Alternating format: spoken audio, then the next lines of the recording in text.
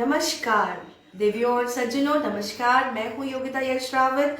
आइए शुरू करते हैं आज के विषय को, जिसका शीर्षक है सच्चा प्यार, सच या झूठ। ये एक ऐसा टॉपिक है जिसके ऊपर हर एक दिल चाहता है ये जानना कि क्या सच्चा प्यार होता है या नहीं।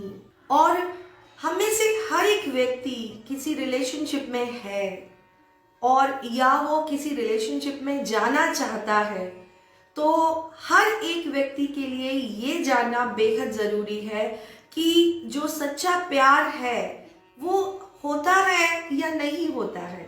This is very important for us to know. सबसे पहले व्हाट इज लव, इसको हम डिफाइन करते हैं। प्यार क्या होता है?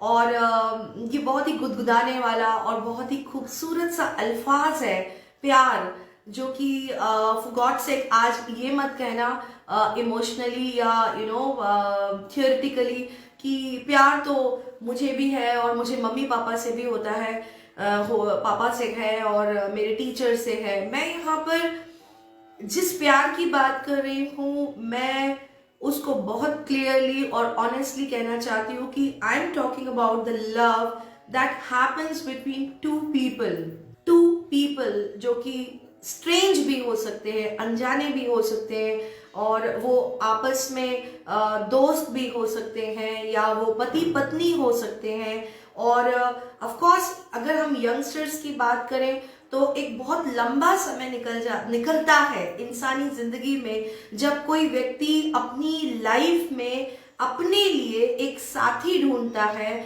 एक ऐसा व्यक्ति तलाशता है जो उसका हो। और ये कुछ ऐसा है जैसे कि आप कह रहे हैं मेरा। यस, जब आप प्यार की बात करते हैं तो यहाँ पर बहुत ही ज्यादा स्वाभाविक सी बात है कि आप अपने लिए वो कोना तलाश रहे हैं, अपने लिए वो व्यक्ति तलाश रहे हैं जिसको आप कहें ये सिर्फ मेरा है, ये सिर्फ मेरा है। और अगर आप इसे कहते हैं कि ये पॉजेसिवनेस है तो भी यस, इट इज पॉजेसिवनेस। अगर आप इसे कहते हैं ईगो तो ऑफ कोर्स ये ईगो भी है, या ये हो सकता है कि ये ईगो बन जाए। और सच्चाई है भी कि अगर किसी रिश्ते में प्यार होता है तो कड़वाहट भी स्वाभाविक रूप से बिल्कुल वैसे ही आती है जैसे कि अगर उजाला है तो उसके विपरीत अंधेरा है। दैट मीन्स अगर कोई व्यक्ति किसी को बहुत प्यार करता है तो ऑब्वियस सी बात है कि वही व्यक्ति ये हक भी रखता है कि वो मन में उस व्यक्ति के लिए एक विचार लेकर आए कि मैं आपको प्यार नहीं करता, आई एक्चुअली हेट यू। और दैट इज द टाइम जब वो उसको एक ब्रेकअप के तौर पर लेता है, या वो उसको एक ऐसी स्थिति के तौर पर लेता है जब वो क्वेश्चन करता है कि ये जो था, ये प्यार था भी या नहीं। Was it love? क्या ये लव था, या मैं अपने आप को एक ऐसे जगह पर देख रहा था जहां पर मुझे लग रहा था कि ये प्यार है लेकिन ये है नहीं। सो क्या ये प्यार जो है, इसको हम डिफाइन अगर करें तो हम इसकी परिभाषा के तौर पर अगर इसको डिफाइन करने की कोशिश करें तो what is love? It is an association, it is a bond. ये एक बॉन्ड है, ये एक एसोसिएशन है जहां पर हम ये बात मानते हैं कि ये मेरा है, ये व्यक्ति मेरा है। चाहे एक लड़की ये सोचे कि ये जो लड़का है ये मेरा है, या एक लड़का एक लड़की के लिए सोचे ये मेरी है। और ये जब शुरू होता है तो इसकी शुरुआत अगर हम मनोविज्ञान के अनुसार देखें तो इसकी शुरुआत किसी एक खास उम्र पर नहीं हो रही है। ये एक हैबिट है, प्यार एक आदत है। यस, प्यार एक आदत है। और ये आदत हमको कहाँ से पड़ती है? ये आदत मेरा है कि मुझे पड़ती है जब मैं अपनी माँ को, अपने पिता को अपने से एसोसिएट करता हूँ। और एक शिशु अपने आप को अपनी माँ की गोद में बहुत प्यार करते हुए महसूस करता है कि कोई उसे प्यार कर रहा है, कोई उसको बहुत ज़्यादा समेट रहा है खुद के अंदर, तो वो जो फीलिंग आती है मेरा है, it originates from there, it originates from there. और ये प्यार जो है वो कुछ ऐसा होता है कि इसको हम दो तरीके से देखते हैं। एक होता है कि जब हम छोटे होते हैं तो हमको हमारे माता पिता प्रेम देते हैं और हम उस समय पर टेकर होते हैं, वी आर टेकर्स। हम अपने माता पिता से, अपने आसपास के लोगों से अपने लिए वो फीलिंग लेते हैं जहाँ पर हम मेरा को पोषित करते हैं, उसको खाना खिलाते हैं, मेरा को खाना खिलाते हैं, ये मेरा है, ये मेरी मम्मी है, ये मेरे पापा हैं, ये मेरा भाई है, मेरी मम्मी मुझे बहुत प्यार करती हैं एंड शी सेज ये मेरा है। और ये कब तक चलता है? जब तक कि हम इंडिपेंडेंट होने के लेवल पर नहीं आ जाते हैं। इंडिपेंडेंट होने का लेवल होता है जब आप टीनेज पर आते हैं, आप एडोलसेंस पर आते हैं, आप अडल्टहुड पर आते हैं। तो आप ये मानकर चलिए कि आपके टीनेज तक, आपके अडल्टहुड तक, आपके एडोलसेंस तक आपको प्यार मिल रहा होता है, तो आपका समझिए बकेट पूरा भर गया, प्यार आपको मिल रहा है। आपकी माता जी आपको प्यार करती आ रही हैं, 14 साल की उम्र तक, 15 साल की उम्र तक आपके घर वाले आपको प्यार करते आ रहे हैं, आपको फील कराते आ रहे हैं कि you are special for us. So ये मानकर चलिए कि ये एक बकेट है, ये एक वेसल है, एक बर्तन है, ये अभी फुल हो गया है और आप एक टेकर हैं, आप उसको रिसीव कर रहे हैं।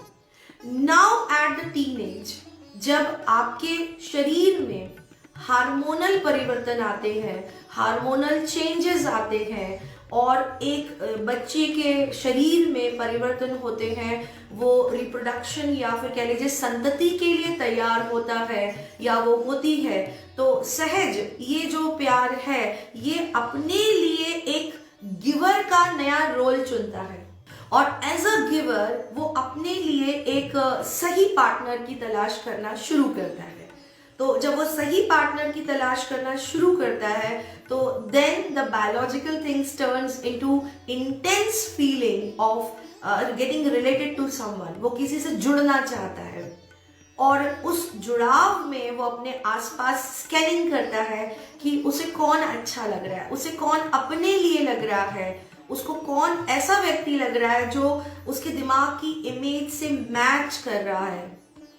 और ऐसे ही कुछ चेहरे होते हैं जो उसको अपनी लाइफ के स्क्रीन पर आते जाते दिखाई देते हैं और वो उनको देख करके एक उन्स कहलाता है कि वो उनकी तरफ खिंचता है और महसूस करता है उस एक चेहरे के लिए कि ये मुझे अट्रैक्ट कर रहा है, ये मुझे महसूस कर रहा है कि मैं महसूस कर रहा हूँ कि ये वो खास व्यक्ति हो सकता है। एंड देन वो एसोसिएशन डेवलप होता है जिसमें अगर कोई ये कहे कि सूरत नहीं सीरत पर जाइए, तो मैं आपको एक बात बताना चाहती हूँ कि प्यार जो होता है वो बहुत कुछ केमिकल लोचे की तरह ही होता है। केमिकल लोचे का मतलब होता है कि जो हमारी बॉडी है, जैसे हमारी बॉडी शरीर से पसीना रिलीज करती है तो एक महक आती है जिसको आप और मैं बखूबी स्मेल को फील कर सकते हैं। उसी प्रकार से जब हार्मोनल चेंजेस होते हैं तो जो हार्मोनल कोडिंग है, उस हार्मोनल कोडिंग के तहत जो हमारे आसपास ऑपोजिट जेंडर्स होते हैं, वो आसपास के ऑपोजिट जेंडर्स में हार्मोनल सीक्रेशंस के चलते जो केमिकल चेंजेस आते हैं उनसे जो एक महक निकलती है। अगर आप ये कहेंगे मैम आप क्या कह रहे हो, तो मैं आपको सच कह रही हूँ कि ये हार्मोनल सीक्रेशंस होते हैं जिनसे आपको एसोसिएशंस मिलते हैं, या आप कह लीजिए कि ये सीक्रेट मैसेजिंग होती है। This is a secret messaging. और देवियों और सज्जनों, मैं इस समय पर क्या बात कर रही हूँ? मैं इस समय बात कर रही हूँ कि प्यार क्या होता है। इसके बाद हम आगे बढ़ेंगे कि सच होता है कि झूठ होता है, वो एक सेकेंड फेज है। और अभी हम पहले फेज की बात कर रहे हैं कि प्यार क्या होता है। तो बायोलॉजिकली मैंने आपको अभी बताया कि जो प्यार होता है वो एक पर्टिकुलर एज पर, टीनेज में आकर, एडोलसेंस में आकर, टीनेज मतलब क्या होता है, what is the meaning of teenage? This starts from the age of 13 हमारे टाइम में ये 14 से स्टार्ट होता था, बट अभी जैसे जैसे बच्चों की उम्र कम होती जा रही है तो it may start from the teenage, may start from 12, 13 onwards. And when someone comes at the age of 15, 16 वो एडोलसेंस होता है, और 18, 19, 20 के बाद वो अडल्टहुड में आ जाता है।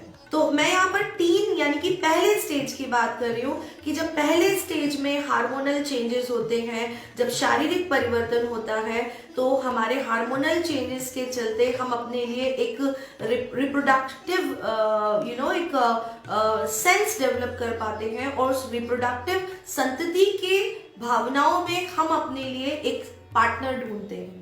हम खूबसूरत दिखते हैं, हम बातचीत कर पाते हैं, हम सुन पाते हैं, हम अपने हाथों का प्रयोग कर पाते हैं, हम अपने पैरों का प्रयोग कर पाते हैं। इसका मतलब ये नहीं है कि हम अपने जानवर होने से बाहर आ गए हैं। हम ये भूल नहीं सकते हैं कि आज से सदियों पहले, हजारों साल पहले, करोड़ों साल पहले मनुष्य अपने जानवर स्वरूप में कैसे रहता होगा, ये मुझे बताने की जरूरत नहीं है। एक एवोल्यूशन की थियोरी के बाद जब हम मनुष्य को देखते हैं तो अलग अलग सिविलाइजेशन में वो धीरे धीरे बढ़ता जा रहा है, लेकिन उसका जानवरपन उसके अंदर से नहीं जा रहा है। वो उसके जानवरपन को हम कहते हैं कि रेक्टिफिकेशंस हो रहे हैं, उसके फीचर्स में चेंजेस हो रहे हैं, जैसे कि ये दांत जिन्हें हम कैनाइन्स कहते हैं, जब कच्चा मांस खाते थे तो लंबे हुआ करते थे, बट जब हमने कच्चा मांस खाना बंद कर दिया होगा तो ये कैनाइन्स हमारे छोटे होते जा रहे हैं। तो हमारे रेक्टिफिकेशंस हो रहे हैं, हमारे शरीर में परिवर्तन हो रहे हैं, हाइट लंबी या कम हो रही है, शरीर पर से बाल कम हो रहे हैं, लेकिन हमारे अंदर की जो एनिमल इंस्टिंक्ट है वो नहीं जाएगी, क्योंकि हम बेसिकली एनिमल शिप से बाहर आए हैं। We have come out of the animal ship. So उस एनिमल शिप में रिप्रोडक्शन या संतान के लिए ही जोड़े मिलते हैं, राइट? संतान के लिए जब जोड़े मिलते हैं तो वहां बुद्धि का प्रयोग नहीं होता है, वहां शरीर का प्रयोग होता है। लेकिन जब हम मनुष्य रूप में आ गए हैं तो मनुष्य रूप में जो हमारा आपस में मिलना है वो पहले प्यार के तौर पर आकर्षण है, आकर्षण के बाद स्वीकार है, स्वीकार के बाद समझ है, and that is where the bond develops. आकर्षण, फिर समझ, फिर बॉन्ड। तो जब हम एक पर्टिकुलर टीनेज में आते हैं तो हमारे शरीर में से जो हार्मोन सीक्रेट होते हैं, तो जैसे पसीने की स्मेल आती है वैसे उन हार्मोन्स की स्मेल भी अट्रैक्ट करती है उस राइट पार्टनर को। अगर वो कोड मिल जाते हैं तो वो दो लोग आपस में आकर्षित हो जाते हैं, और इसीलिए कभी कभी जो प्यार में पड़े हुए लोग होते हैं वो रुमाल को सूंघते हैं या वो उसके कपड़ों को सूंघते हैं और अपने आप को रिलेट करते हैं, अपने आप को महसूस करते हैं कि मैं उसके नजदीक हूं, क्योंकि हमारी पांचों इंद्रियां प्रेम में काम करती हैं। पांचों इंद्रियां हमारी प्यार में काम करती हैं। उनमें से सबसे पहला है देखना, फिर स्मेल करना और फिर उसे अनुभव करना, राइट? तो प्यार जो है वो इस तरीके से हम डिफाइन कर पा रहे हैं कि ये एक उम्र से जुड़ी हुई एक बदलाव है, उम्र से जुड़ा हुआ बदलाव है जो रिप्रोडक्शन से जुड़ा हुआ है, लेकिन हम उसे एक अमली जामा पहना देते हैं कि वो प्यार है। एक्चुअली वो रिप्रोडक्शन के लिए सही पार्टनर को ढूंढना है, राइट? और सही पार्टनर को ढूंढने के लिए आकर्षण, समझ और फिर उसके बाद बॉन्ड, ये होता है। ओके, अब हम अगले लेवल पर आते हैं और हम उस प्रश्न के उत्तर को तलाशने की कोशिश करेंगे कि सच्चा प्यार जो होता है वो एक सच बात है या एक झूठ बात है। देखिए, हमारे टाइम में प्यार एक अलग मिसाल रखा करता था। हमसे पहले हमारे माँ बाप की एजेस में प्यार एक अलग मायने रखता था। जैसे मेरी मम्मी बताती हैं कि उनके ज़माने में जो प्यार हुआ करता था उसमें बोल ही नहीं पाते थे, इजहार ही नहीं कर पाते थे, और सोच सोच के जो आशिक हुआ करते थे, जो प्यार में डूबा हुआ व्यक्ति हुआ करता था, चाहे वो लड़की हो चाहे वो लड़का हो, वो टीबी हो जाया करती थी उनको, टीबी, ट्यूबरकुलोसिस, उसकी बीमारी हो जाती थी। फेफड़े उनके पानी से भर जाते थे और मर जाते थे।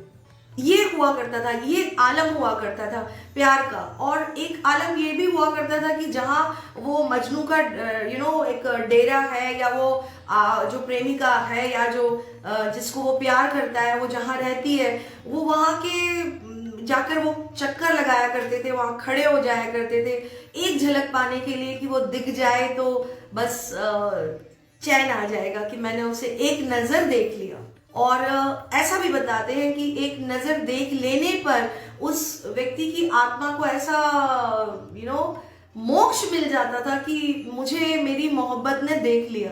Isn't it? So यहाँ पर एक प्यार ये भी है, ये तरीका है, टाइप है ये, राइट? एक मेथड है, मुझे कहना चाहिए कि ये प्यार का एक मेथड है। फिर हमारी जनरेशन पर आते हैं तो हमारी जनरेशन में प्यार जो है वो थोड़ा गानों से जुड़ गया, और थोड़ा सा हीरोज को हम रिलेट करते थे, और हम ऐसा फील करते थे कि हाँ किसी को पसंद करते हैं, पर ठीक है पसंद करते हैं, बट पसंद करते हैं। तो it was quite a confusing state of mind कि हम करते हैं बट करते हैं समथिंग लाइक दैट। और उतना एक्सप्रेसिव नहीं हुआ करता था प्यार, जिसको हम कह सकते हैं कि you love someone and you just go and you से आई लव यू। ऐसा नहीं था, बट हाँ थोड़ा खुलापन आ चुका था, थोड़ा खुलापन आ चुका था, और थोड़ा सा एक्सप्रेशन अपने लिए बढ़ गया था कि हम रियलाइज कर पा रहे हैं कि क्या जो प्यार है वो हाँ है, प्यार है। तो मैं ये कह रही थी कि प्यार हमारे टाइम में ऐसा था। अब जो जनरेशन प्यार कर रही है वो उसका प्यार कुछ ऐसा होता है कि कल किसी और के साथ है, आज वो किसी और के साथ है, और परसों वो किसी और के साथ होगी या होगा। And the funniest part is this कि जहां हम अपनी जनरेशन से पहले और अपनी जनरेशन में प्यार को खोने को लेकर के टूटन, रोना, बहुत समय तक अपने आप को अकेला कर देना, ऐसी चीजों से गुजरे हैं या गुजरते थे लोग, अब ये हाल हो चुका है कि प्यार को लेके सेलिब्रेशन होता है कि अगर लॉकडाउन हो गया है तो एक एडवर्टाइजमेंट में एक लड़की अपनी सहेली को कह रही है पिज्जा ऑर्डर कर, एंड उसकी फ्रेंड उससे कहती है कि क्यों, तो वो कहती है I dumped him, and then they all both of them laugh and they say let's order pizza. तो मतलब यहाँ पर ब्रेकअप पार्टीज होने लग गई है। तो हम ब्रेकअप पार्टीज को अगर एंजॉय करने लग जाएंगे तो हम यहाँ पर अपनी संवेदनशीलता खो रहे हैं। हम इस बात को रियलाइज करें कि ये क्यों होता है, कैसे होता है, तो हम ये बात स्वीकार कर पाएंगे कि ये एक बार नहीं होता है, ये कई बार हो सकता है। क्या प्यार कई बार हो सकता है? प्यार कई बार हो सकता है, और ये तब तक हो सकता है जब तक कि आपको राइट समवन ना मिल जाए। और वो राइट समवन कैसे मिलेगा? वो राइट समवन उस समय पर आपको मिलेगा जहां पर आप कोई शर्त ना रखें, वो कोई शर्त ना रखे, और बस सब चीजें अपने आप चलने लग जाए। बताकर कहकर प्यार नहीं होता। अगर बताकर और कहकर प्यार होता है तो वो प्यार नहीं होता, वो शर्तें होती हैं, और शर्तों की बुनियाद पे प्यार नहीं किए जाते। तो यहाँ जब ब्रेकअप पार्टी की बात की जाती है और सोशल मीडिया पे ये अनाउंस किया जाता है कि मेरा ब्रेकअप हो गया है और मैं अब फ्री हो गई हूँ या मैं फ्री हो गया हूँ, तो वो प्यार नहीं है, वो एक्चुअल में अपने आप को समझाया जा रहा है all is well, all is well, all is well. ये ब्रेकअप पार्टी में बताया जा रहा है all is well, all is well. सुई लग गई, दर्द नहीं हो रहा, दर्द नहीं हो रहा है, तुझे हो रहा है दर्द, पर तू बताएगा नहीं कि तुझे दर्द हो रहा है, बताएगा नहीं कि तुझे दर्द हो रहा है। तो लड़की बताएगी नहीं कि उसको दर्द हो रहा है, उसको सिखा दिया जा रहा है कि ब्रेकअप पार्टी है, एंजॉय करो, प्यार व्यार कोई नहीं होता, ये गया दूसरा आएगा, ये गई दूसरी आएगी। पर हो रहा है, दर्द हो रहा है, बहुत दर्द होता है, बहुत दर्द होता है। और दर्द खासतौर पर इस बात का दर्द होता है कि वाई यू रिजेक्टेड मी। किसी के रिजेक्ट करने पर एकदम से सवाल ही उठ जाता है कि इसने मेरे वर्चस्व को रिजेक्ट कर दिया है, इसने मेरी एग्जिस्टेंस को रिजेक्ट कर दिया है, इसने मेरे होने के ऊपर सवाल लगा दिया है कि मैं हूं भी या नहीं। क्योंकि अगर मैं हूं तो मैं तुम्हें पसंद क्यों नहीं हूं? अगर मैं हूं तो मैं ऐसा ही हूं, मुझे ऐसा ही क्यों नहीं तुमने एक्सेप्ट कर लिया, या वो लड़की क्वेश्चन करती है कि क्यों नहीं आप एक्सेप्ट कर लेते, जैसे मैं हूं आप उसे ऐसे ही क्यों नहीं एक्सेप्ट कर लेते। प्यार वो ही होता है कि जहां जो जैसा है उसको वैसे ही एक्सेप्ट कर लिया जाए। लेकिन जब कोई किसी को रिजेक्ट करता है तो क्वेश्चन यही उठता है कि क्या मैं इस लायक भी नहीं था कि तुम मुझे बताती, या क्या तुम इस लायक भी नहीं थे कि तुम मुझे बताते कि मेरे अंदर क्या कमी थी, तुमने मुझे रिजेक्ट कर दिया।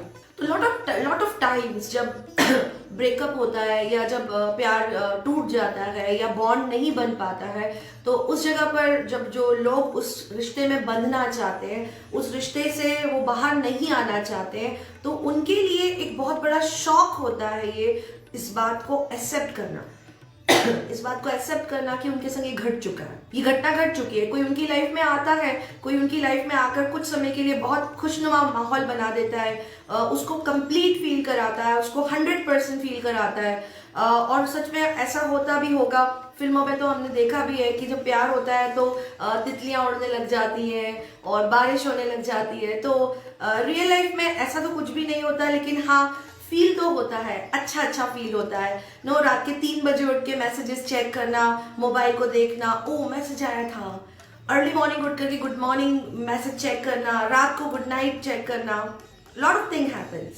सो जब ये घटना घटती है उसके बाद में वो व्यक्ति आपकी लाइफ से वॉकआउट कर जाता है और वो रीजन भी नहीं बताता, वो ये भी नहीं बताता कि प्रॉब्लम क्या थी, प्रॉब्लम कहाँ आ गई।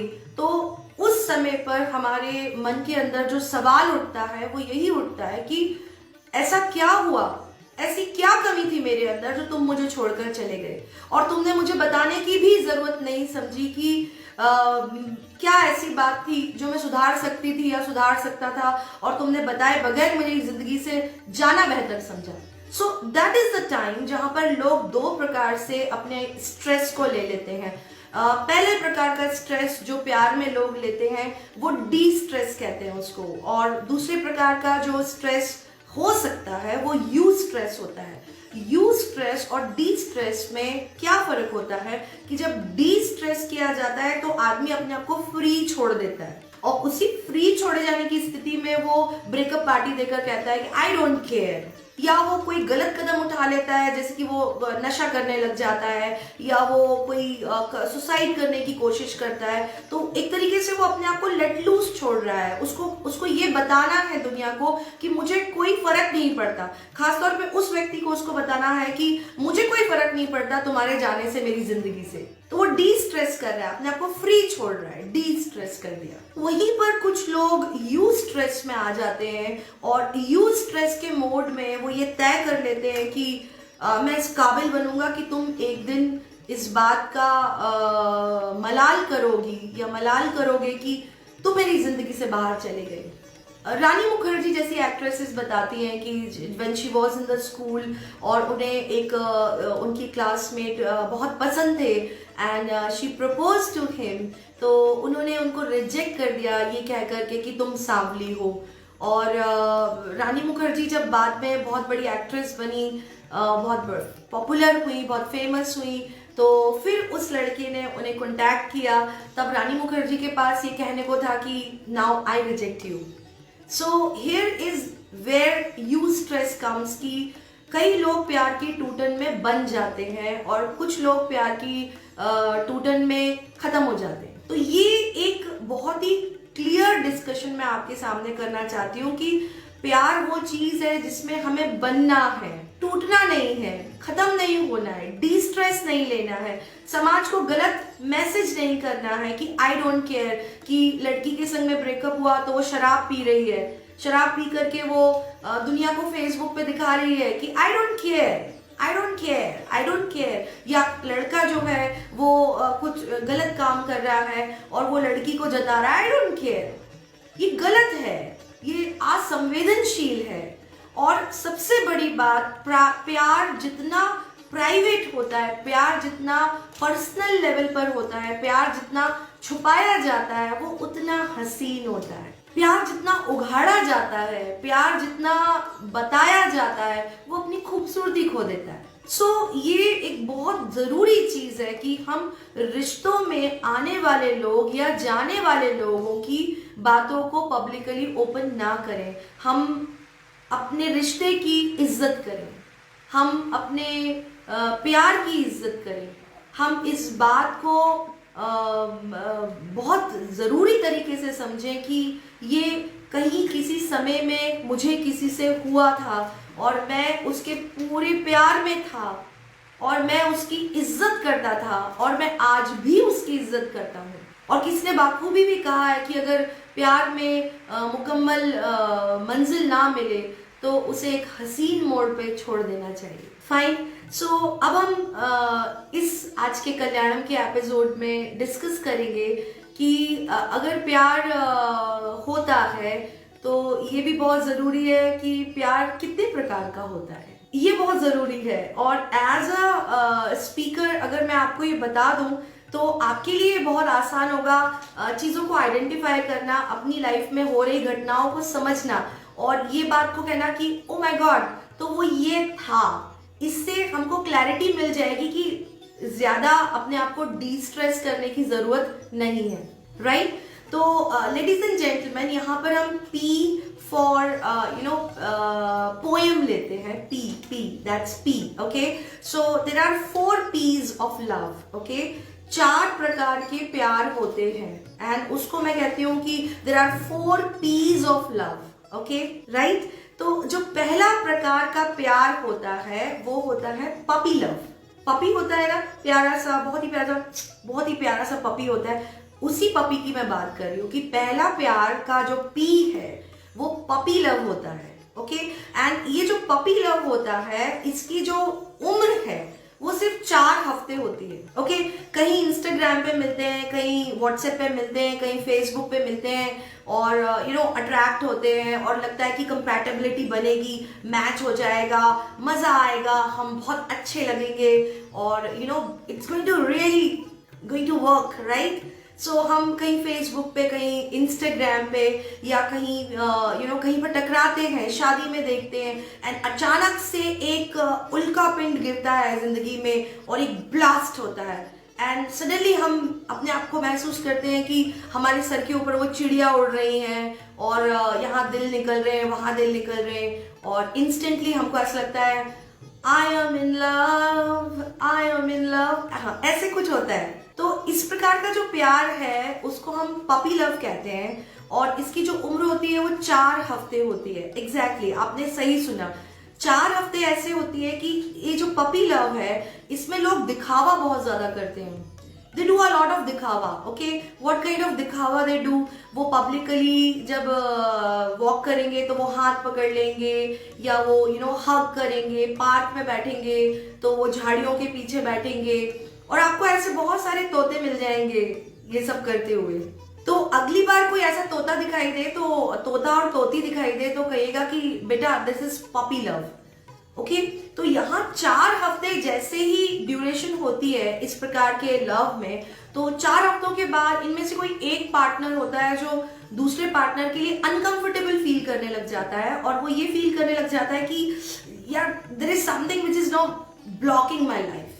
और क्या चेप टाइप की लड़की है यार, चिपकी रहती है, सारा टाइम फोन करके पूछती कहाँ हो तुम, कहाँ हो, कहाँ हो। It can be vice versa also कि वो लड़की अपनी फ्रेंड्स को बोले कि अरे यार बहुत ज्यादा पॉसेसिव है, कहीं भी जाओ तो पूछता है तुम कहाँ हो, किसके साथ हो एंड इसको तो एंटीना होना चाहिए था। तो उन दोनों पार्टनर्स में से कोई एक पार्टनर जो होता है वो दूसरे को इरिटेट करने लग जाता है एंड देन सडनली वो जो गुड मॉर्निंग मैसेजेस आते हैं, जो गुड नाइट मैसेजेस आते हैं वो आने बंद हो जाते हैं। सडनली मैसेजेस का जवाब देना बंद हो जाता है, कोई किसी का फोन रिसीव करना बंद कर देता है। तो जो दूसरा पार्टनर है वो बहुत डिप्रेस फील करता है and that is what you call breakup and suddenly you realise oh my God that's a breakup and आपके फ्रेंड्स कहते हैं yes that's a breakup and let's celebrate. So यहाँ पर अब लाइफ में कुछ ऐसा हो गया है कि कुछ भी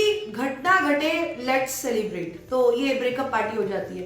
तो ये 4 हफ्ते की जो पपी लव है, जो 4 हफ्ते का पपी लव है, इससे हमको बचना तो मैं नहीं कह सकती क्योंकि ये तो स्वाभाविक सी बात है, लेकिन आइडेंटिफाई करना हमारे लिए बहुत ज़रूरी है कि ये किस प्रकार का प्यार है। अगर ये पपी लव है तो फिर हमको इसके लिए इतना ज़्यादा रिग्रेट नहीं करना है या इतना ज़्यादा हमको इस चीज़ को लेकर के वरिड नहीं होना है कि ओ my God that person has gone out of my life. ऐसा कुछ नहीं करना है। Know over acting.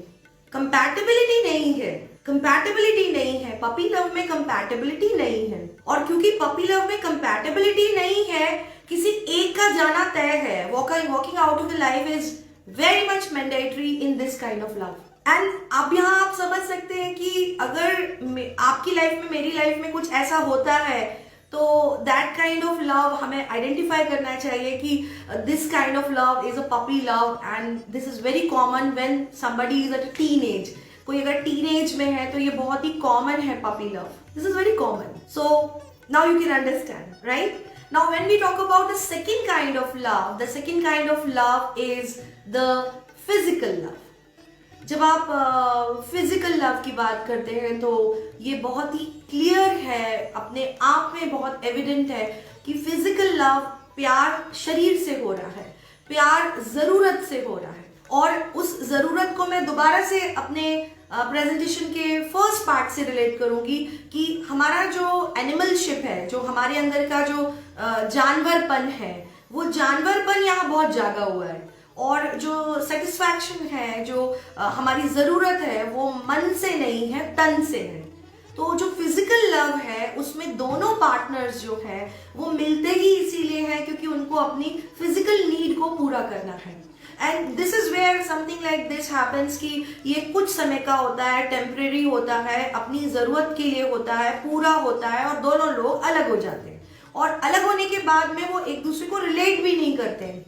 And here समाज में वो कुछ नई कुकुर मुत्ते उग रहे हैं या वो कुछ वीड्स उग रहे हैं या जो वो पेड़ पौधे उग रहे हैं, हम कह सकते हैं, जैसे कि लिव इन रिलेशनशिप हो जाता है जहां पर दो लोग रहते हैं बट वो जिम्मेदारी नहीं लेते हैं। वो सिर्फ इतना जानते हैं कि उनकी नीड है but they will never ever get married for a longer time because वो शादी नहीं करेंगे क्योंकि उनकी नीड को वो पूरी करने के लिए साथ में आते हैं। So this is the second kind of love which is very prevalent now. ये बहुत कॉमन हो गया है और इसीलिए अब हमारे रिश्तों में वो उन्स नहीं है, वो गर्माहट नहीं है, वो वार्मथ नहीं है कि हम किसी चीज को सीरियस लेते हो। हम चीजों को सीरियस नहीं ले पाते क्योंकि हमको ऐसा लगता है कि दैट्स ओके, दैट्स ओके।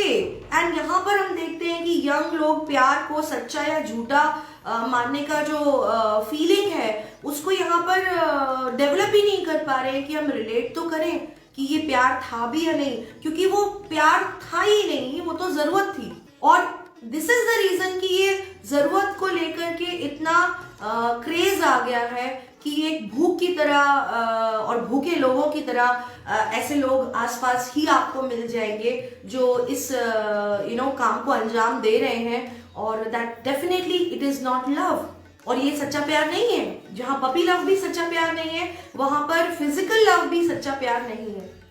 तो अभी हम लोग ने दो प्रकार के प्यारों की बात कर ली है। पहला is puppy love and the second love is physical love. Now the next thing that we can talk about कि तीसरे प्रकार का प्यार कैसा होता है, उसको हम सच्चा या झूठा की कैटेगरी में रखने की कोशिश करेंगे। तो जो हमारा थर्ड काइंड ऑफ लव होता है that is the platonic love. Yes, it's a platonic love. The third P of प्यार is platonic love. Now platonic love को डिफाइन करते हैं तो प्लेटोनिक लव का मतलब होता है कि दो लोगों को ये बात अच्छे से पता होती है कि वो कभी भी एक नहीं हो पाएंगे, वो कभी भी एक नहीं हो पाएंगे क्योंकि उनके रिलीजन्स डिफरेंट है, मे बी उनकी लाइफ की प्रायोरिटीज डिफरेंट है और मे बी उनका स्टेटस डिफरेंट है, maybe there are some differences and उनको ये क्लियरली पता होता है कि they like each other dearly but वो एक नहीं हो सकते। कभी कभी इस प्लेटोनिक लव में हम डिस्टेंट रिलेशनशिप को भी लेकर आ सकते हैं जहां पर पति आर्मी में है और पत्नी उसके माता पिता के पास रहती है but they are in a relationship but they cannot be together. And इसी उसमें कभी कभी ऐसा भी होता है कि जो हस्बैंड है वो आर्मी में है और वो कुछ उसके संग मिसहैपनिंग हो जाती है और उसकी वाइफ को ये बात अच्छे से पता है कि मेरा हस्बैंड एक सोल्जर है, मेरा हस्बैंड एक फौजी है, उसके संग कुछ भी हो सकता है, कभी भी हो सकता है, but she is very honest to that relationship. और यहाँ पर मुझे एक एग्जाम्पल याद आता है राधा और कृष्ण का। राधा और कृष्ण का उदाहरण सबसे अच्छा उदाहरण है प्लेटोनिक लव को लेकर के, क्योंकि राधा जी कृष्ण जी से बड़ी थी, उनका जो पद है वो कृष्ण जी से मैच नहीं करता था और ये बात दोनों को पता थी कि ये मैच नहीं करता, लेकिन फिर भी जो उनके मन में एक दूसरे के लिए अनुराग था या जो उनके लिए उनके मन में एक दूसरे के प्रति जो भावनाएं थी वो जानते थे। और आज भी सदियों के बाद में मंदिर में राधे राधे राधे राधे कहा जा रहा है। राधे भी कहते हैं, राधा कृष्ण भी कहते हैं, राधे राधे भी कहते हैं। यहाँ पर हम रुक्मणी को नहीं याद करते हैं जो कि श्री कृष्ण की पत्नी थी, हम राधा को याद करते हैं, जबकि राधा और कृष्ण का कोई एसोसिएशन नहीं हो पाया, वो विवाह नहीं कर पाए। तो इस प्रकार का जो प्यार होता है, अगर सच्चे और झूठे के लेवल पर हम बातचीत करें तो यहाँ पर हम ये बात आइडेंटिफाई कर लें कि ये परिभाषित कर लें हम कि ये कौन से प्रकार का प्यार है, which kind of love is this, this is platonic love. और एक दृष्टांत मुझे याद आ रहा है कि एक बार कृष्ण जी की उंगली में चोट लग गई और चोट लगने पर उनके मुंह से निकला राधे। तो रुक्मणी जी ने उनको सुना और वो बहुत ही ज्यादा आक्रोशित हो गई, बहुत ज्यादा नाराज हो गई। वो ये कहने लगी कि इट्स समथिंग लाइक आपको चोट लगी और आपके मुंह से क्या निकला, राधे। मतलब मैं आपकी पत्नी हूं लेकिन आपके मुंह से रुक्मणी नहीं निकला, आपके मुंह से राधे निकला, क्यों? और वो इतना अंदर से विचलित हो गई कि उन्होंने उसी वक्त अपना रथ निकलवाया और वो राधा से मिलने के लिए निकल गई। उनका ये कहना था कि मैं आज अभी इसी वक्त राधा से जाकर मिलूंगी कि तुम्हारे अंदर ऐसा क्या है जो मेरे अंदर नहीं है। और राधा जब राधा से वो जब मिलने निकलती हैं और राधा जी के घर पहुंचती हैं, उनके घर के भवन के सामने वो पहुंचती हैं तो देखती हैं कि एक बहुत ही सिंपल सा घर है। एंड शी वॉक्स इन, अंदर जाती हैं और दरवाजा खटखटाती हैं क्योंकि उनको उस महिला को देखना है, उस महिला को देखना है जो उनके पति के मन में बसी हुई है। She wants to see that woman कि ये कौन है जो मेरे पति के मन में बस गई है। और मेरे पति के मुंह पे उसी का नाम आया जब उन्हें चोट लगती है उंगली के ऊपर। और उसी वक्त कोई दासी दरवाजा खोलती है और वो बहुत ही सुंदर है। तो राधा को लगता है कि ओ, ये इतनी सुंदर है, इसीलिए मेरा पति इतना इनको प्यार करता है। तो वो उनको देखती रह जाती है और हाथ जोड़ लेती हैं और कहती है राधा। तो जो दासी होती है वो कहती नहीं, मैं देवी राधा नहीं हूं, देवी अंदर है, मैं उनकी दासी हूं। अब रुक्मणी के मन में ये ख्याल आ रहा है कि जिसकी दासी इतनी सुंदर है वो खुद कितनी सुंदर होगी। और वो जल्दी जल्दी अंदर चलकर जाती हैं इस बात को दिमाग में रखकर कि दासी इतनी सुंदर है तो रानी कितनी सुंदर होगी, या वो मालकिन कितनी सुंदर होगी, जरूर बहुत सुंदर होगी, इतनी सुंदर होगी कि मेरे पति के दिमाग में वो छाई हुई है। और उंगली में चोट लग गई कृष्ण के तो मुंह से राधा इसीलिए निकला क्योंकि राधा बहुत सुंदर है। और वो अंधापुर में जा रही है और अंदर पहुंच के जब वो देखती हैं तो एक साधारण सी महिला पलंग के ऊपर बैठी हुई है, बिस्तर पे पलंग पे बैठी हुई है। और वो जैसे ही देखती हैं कि रुक्मणी आई है, रानी रुक्मणी आई है, तो वो उठ के खड़ी हो जाती हैं, कहती हैं मैं राधा। और रुक्मणी जो है वो अचंभित रह जाती हैं कि राधा इतनी साधारण और फिर भी कृष्ण राधे राधे राधे करते हैं। उसी समय पर राधा कहती है देवी, मैं आपके आगमन पर आपको स्वागत करने नहीं आ पाई क्योंकि ना जाने क्यों मेरी ये उंगली बहुत दर्द कर रही है और तापमान मेरा बढ़ गया, बुखार आ गया राधा को, उनकी उंगली में दर्द हो रहा है। क्यों दर्द हो रहा है? क्योंकि वहां कृष्ण को चोट लगी है। तो प्लेटोनिक लव एक ऐसा प्यार होता है जहां हम फील कर पाते हैं, जहां हम हर चीज को एक दूसरे के महसूस कर पाते हैं, लेकिन हम जानते हैं हम एक संबंध में नहीं आ पाएंगे। This is platonic love. Now the fourth kind of P or the fourth kind of love, the fourth P of love, first is puppy, the second one is physical, the third one is platonic, and the fourth one is perfect love. Yes, आपने सही सुना, perfect love भी एक प्रकार का प्यार होता है जो सच्चा होता है, और सच्चा होने की परिपाटी पे हमें उसे लाना पड़ता है। मैंने एक बहुत अच्छी चीज सीखी। अभी 2 दिन पहले मैं किसी केस से बात कर रही थी और उन्होंने मुझे एक बहुत अच्छी लाइन बोली कि मैं सर्वाइवर हूं, I am a survivor.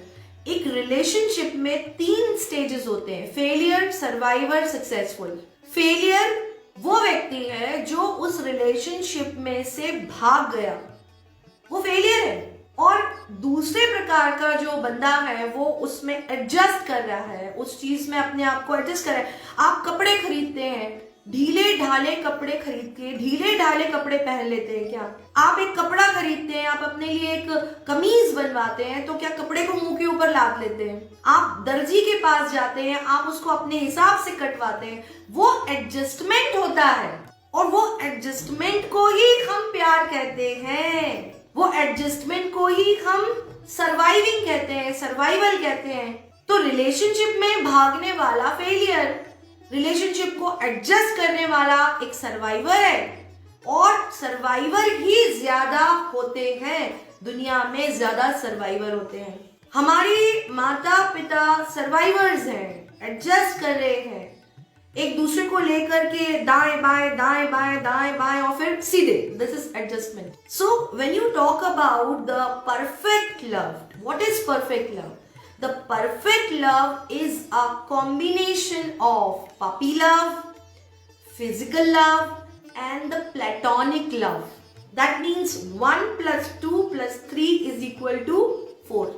The perfect love. और ये हमारे यहाँ वाकायदा अरेंज मैरिजेस में हम देख सकते हैं, जैसे कि लड़की देखने गए या लड़का देखने गए और फिर शादी तय हो गई, तो फिर पपी लव है कि कुछ समय तक हम मिलेंगे, छुप छुप के मिलेंगे, सगाई हो गई तो घूमेंगे, साथ में घूमेंगे, एंड देन शादी हो रही है, उस समय पर भी हम एक दूसरे को कनखियों से देख रहे हैं, धीमे धीमे देख रहे हैं, वरमाला में हम एक दूसरे को छेड़ रहे हैं, घर आ रही है बहू तो गेम खेल रहे हैं।